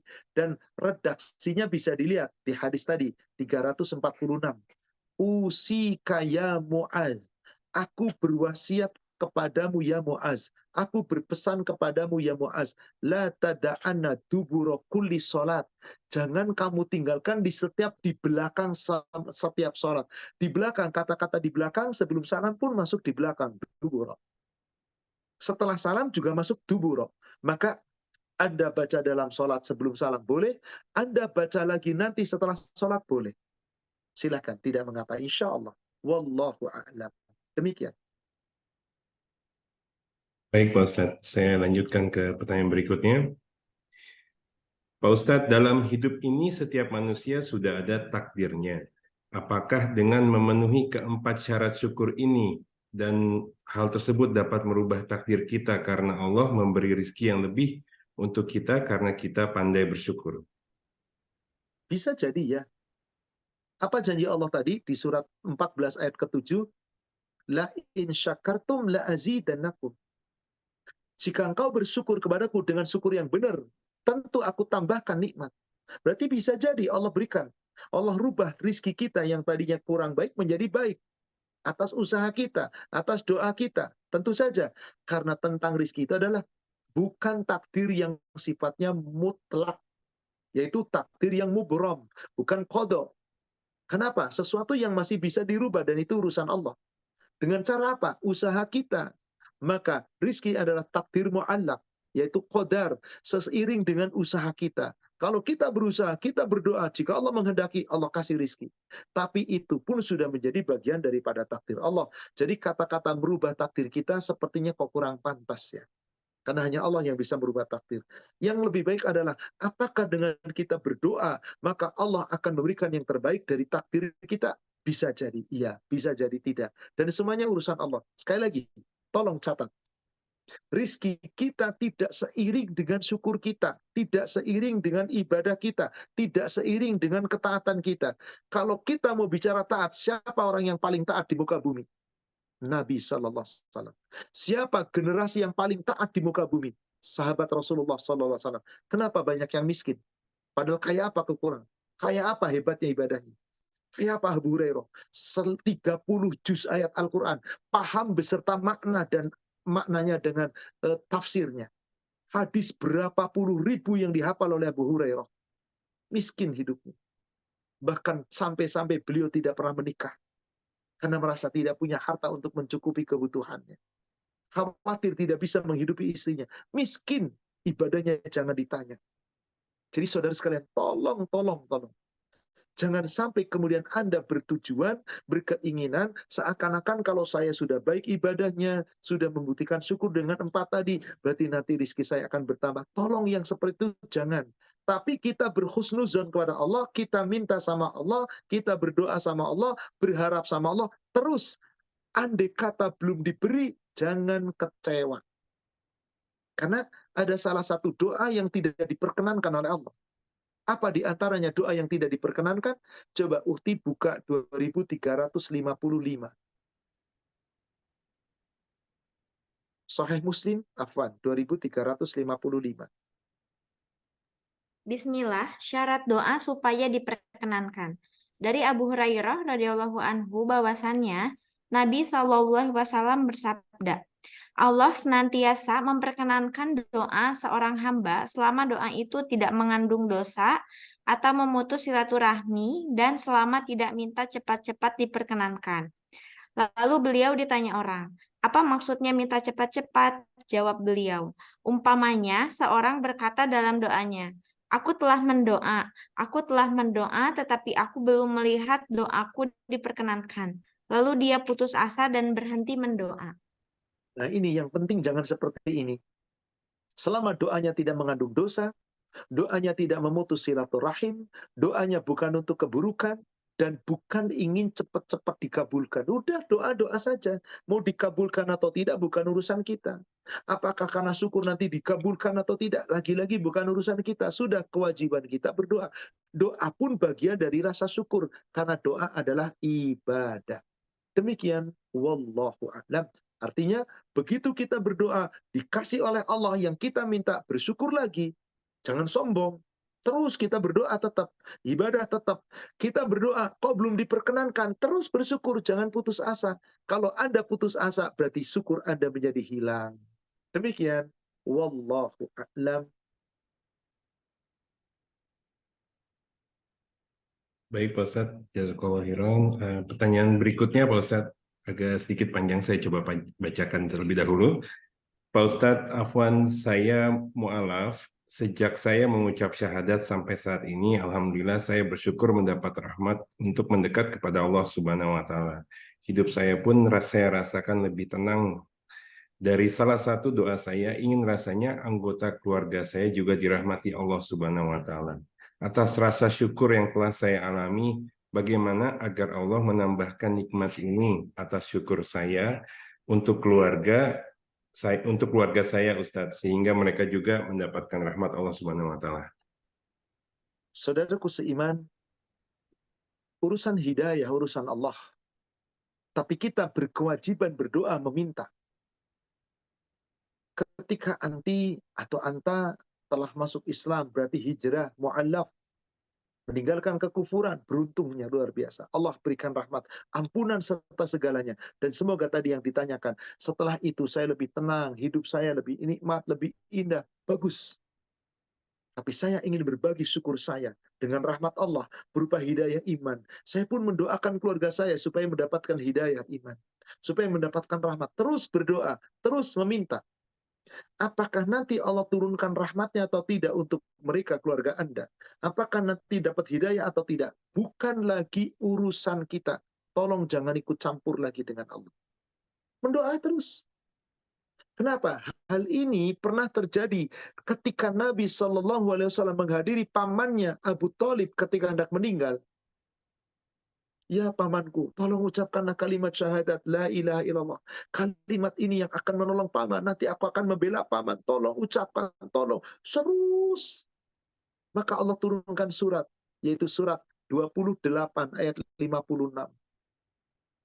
Innaka, sesungguhnya kamu, hai Muhammad, la tahdi man ahbabta, tidak akan mampu memberikan petunjuk kepada siapapun orang yang kau cintai. Walakin Allah yahdi may yasha. Tapi yang memberi petunjuk itu Allah. Allah berikan petunjuk kepada siapa saja yang Allah kehendaki. Wallahu ya'lamu bil muhtadin. Allah tahu siapa orang-orang yang pantas mendapatkan petunjuk. Allah tahu siapa orang-orang yang akan diberi petunjuk. Kita mendoakan siang malam terus menerus. Yang diberi petunjuk, yang harusnya dapat petunjuk, nggak pernah berusaha. Nggak pernah mencoba, nggak pernah mengusahakan, nggak pernah untuk berusaha. Kapan Allah berikan petunjuk? Tidak. Jadi di sini ketika kita mendoakan untuk petunjuk harus sejalan. Apa itu? Orang yang kita doakan pun ada usaha. Ketika mereka tidak ada usaha, tidak bisa. Sulit ibu, bapak, untuk bisa meraih Islam, mendapatkan hidayah. Kenapa? Karena sesungguhnya yang bisa memberikan hidayah itu adalah Allah. Maka orang-orang tidak akan mampu memberikan hidayah kecuali atas izin Allah. Maka Nabi SAW ketika turun ayat ini, maka Nabi SAW pun berhenti, tidak lagi memaksa kepada Allah, tidak lagi meminta kepada Allah. Kenapa? Karena memang urusan hidayah adalah urusan Allah. Jelas sekali. Jadi kepada tadi penanya, berdoa terus, berdoa. Ya Allah berikan hidayah untuk keluargaku. Ya Allah berikan hidayah untuk ibuku, untuk bapakku, untuk saudaraku. Silakan minta supaya Allah memberikan hidayah. Tapi kemudian apakah nanti akan dapat hidayah atau tidak? Sekali lagi, itu bukan urusan kita. Serahkan itu semua kepada Allah. Wallahu a'lam. Demikian. Baik, Pak Ustadz. Saya lanjutkan pertanyaan berikutnya. Pak Ustadz, syarat syukur yang kedua adalah dengan akal. Syukur dengan akal ini membutuhkan ilmu. Apakah ini harus ilmu Islam yang harus kita dalami atau ilmu dengan pemahaman atas nikmat Allah dan memahami secara akal semua ini adalah dari Allah Subhanahu wa taala. Mohon pencerahannya. Semua yang kita pelajari ilmu dalam rangka memahami nikmat dari Allah, itulah ilmu ad-din. Itulah ilmu agama. Anda belajar ilmu kedokteran semata tujuannya untuk mencari ridha Allah, itu jadi agama. Anda belajar ilmu ekonomi dengan syarat supaya nanti secara bisnis Anda sesuai syariat, itu ilmu agama.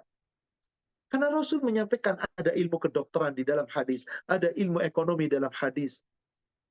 Ketika kita ingin mempelajari bagaimana hakikat syukur agar saya menjadi hamba yang bersyukur, meskipun itu adalah pelajaran-pelajaran duniawi, itu tetap ilmu agama. Jadi sepanjang ilmu yang kita pelajari makin mendekatkan diri kita kepada Allah, makin memahami hakikat kita hidup, lalu lebih dekat dengan Allah, itu ilmu agama. Adapun untuk ilmu fikihnya, Jelas kita harus pelajari gimana cara sholat yang benar, gimana cara syukur yang benar tadi, gimana cara wudhu yang benar, sampai gimana menegakkan rukun Islam yang 5 dengan benar, menegakkan rukun iman dengan benar. Nah, itulah semuanya ilmu-ilmu akidah, ilmu tauhid, ilmu fikih. Itu jelas ilmu agama yang ada dalam Al-Quran dan ada dalam hadis. Tetapi ilmu kedokteran nggak semuanya ada dalam Quran. Hanya sekelintas.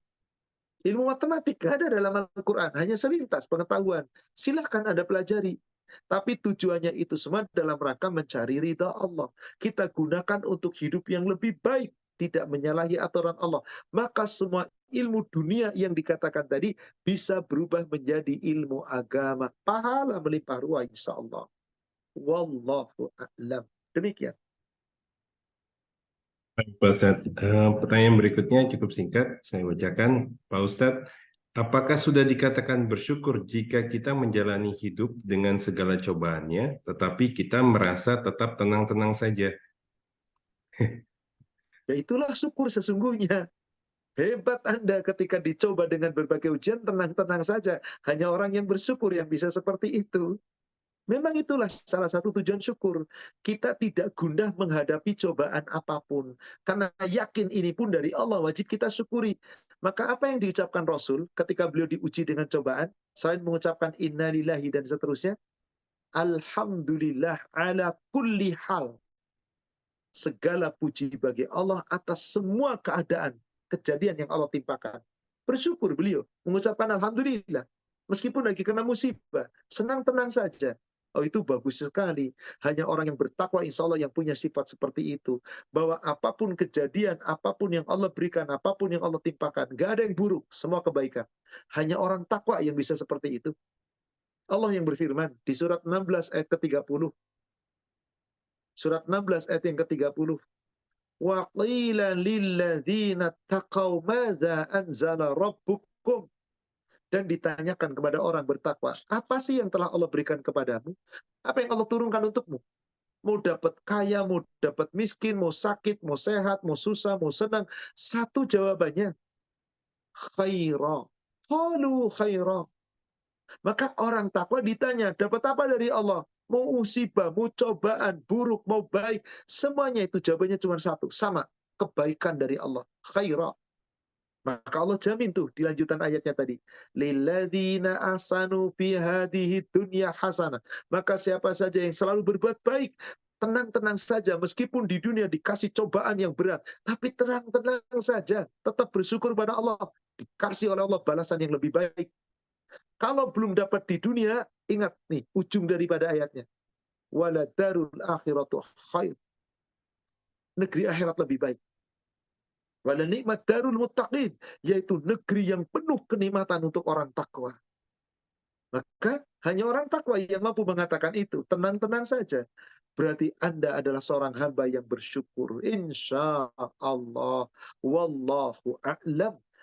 Satu pertanyaan lagi Pak Irfan. Sudah mendekati waktu maghrib, Afwan. Baik, Pak Ustadz. Pertanyaan berikutnya juga cukup singkat, Pak Ustadz. Pak Ustadz, menjaga kesehatan kita atas rasa syukur kepada Allah Subhanahu wa Ta'ala. Apakah ini bentuk syukur kita kepada Allah Subhanahu wa Ta'ala? Insya Allah. Kalau sehat kita gunakan untuk kebaikan. Maka Rasul perintahkan, ketika kamu masih sehat dan jaga kesehatan, syukuri dengan cara apa? Kesempatan sehat kita gunakan untuk bekal sakit kita. Maka ada wasiat Rasul kepada sahabat yang namanya Abdullah bin Umar. Coba ukhti buka di kitab Bulughul Maram. Di hadis nomor 1516,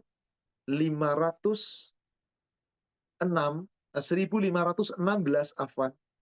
1516. Apa pesan Rasulullah kepada Abdullah bin Umar? Bismillah. Dari Ibnu Umar, dia berkata, Rasulullah memegang kedua pundakku, lalu bersabda, hiduplah di dunia ini seakan-akan engkau orang asing atau orang yang sedang dalam perjalanan. Ibnu Umar berkata, apabila kamu berada di sore hari, maka janganlah kamu menunggu pagi hari. Dan apabila kamu berada di pagi hari, maka janganlah menunggu sore hari. Gunakanlah waktu sehatmu untuk waktu sakitmu atau sebelum datang waktu sakitmu. Dan hidupmu untuk kematianmu.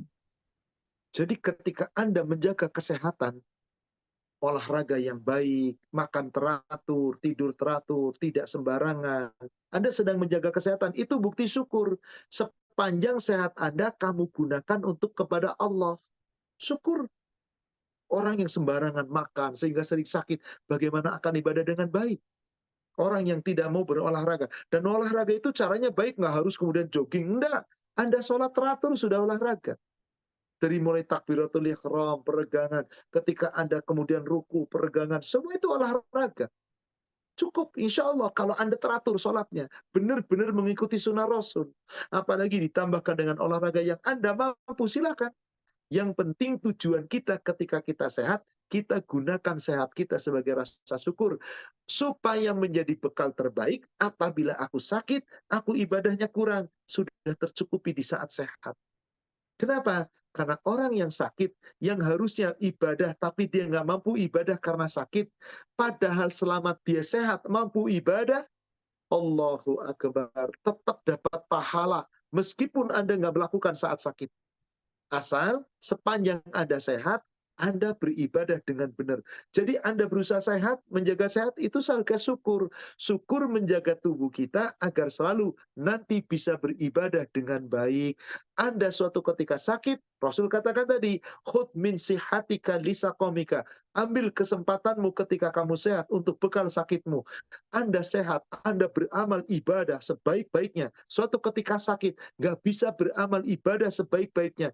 Yang biasa sholat sunnah, nggak sholat sunnah. Yang biasa saum sunnah, nggak saum sunnah. Yang biasa sodako sunnah, nggak sodako sunnah. Semuanya itu nggak dilakukan karena lagi sakit. Tetap dapat pahala sempurna.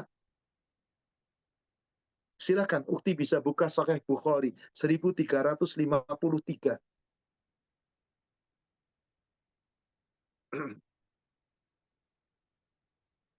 Afwan Ustadz, 353. Bismillah.